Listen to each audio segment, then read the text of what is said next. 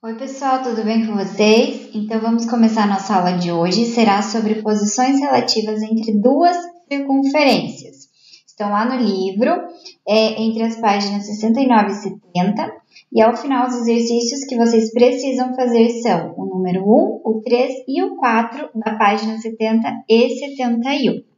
Então assim, quando nós temos duas circunferências, nós temos algumas posições relativas a elas. A primeira é que essas circunferências elas são tangentes e exteriores. O que seria isso? Então, tangente, nós já vimos que reta tangente é aquela que toca em um único lugar na circunferência. Duas circunferências tangentes é o mesmo padrão. Então, as duas circunferências elas se tocam, se encostam, têm apenas um ponto em comum. E além disso, para que elas sejam tangentes exteriores, a distância entre os seus centros precisa ser igual à soma da medida dos seus raios, ou seja, observem aqui no desenho, essas duas circunferências se tocam em apenas um ponto e a distância do centro de uma até o centro da outra é exatamente a medida do raio de uma mais a medida do raio da outra. Então, isso são as tangentes exteriores.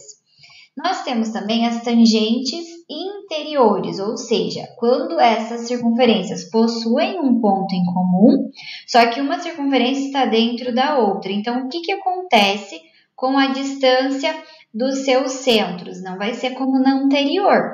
Então, a distância dos seus centros vai ser o quê? A medida do raio da maior, então aqui está marcado como R1, menos a medida do raio da menor. Por quê? A distância entre os centros das duas é exatamente esse caminho que eu estou fazendo com a setinha aqui, com o mouse. Então, esse caminho aqui, ele é compreendido por toda a extensão aqui, né? Então, todo o raio da circunferência maior, tirando o raio da menor, entendido?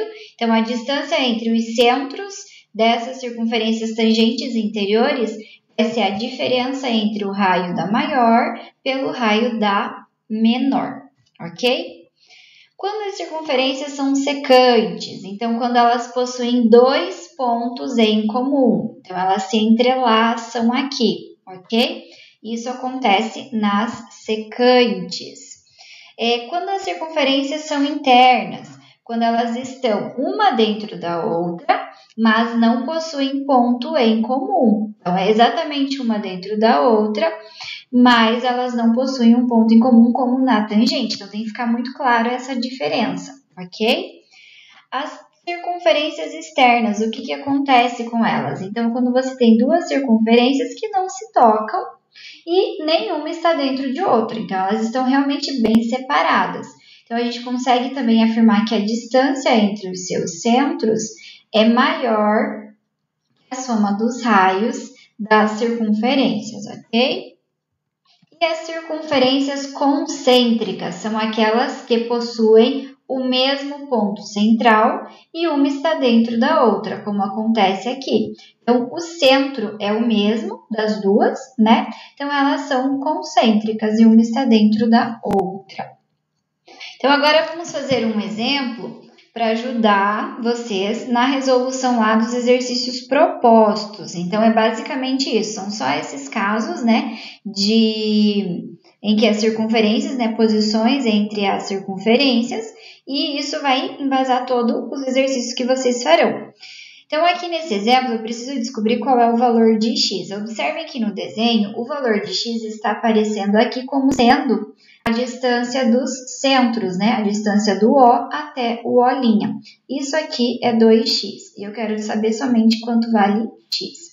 Observem que essas duas circunferências, elas são tangentes exteriores, né? Elas se tocam em um ponto e estão para fora, uma não está dentro da outra.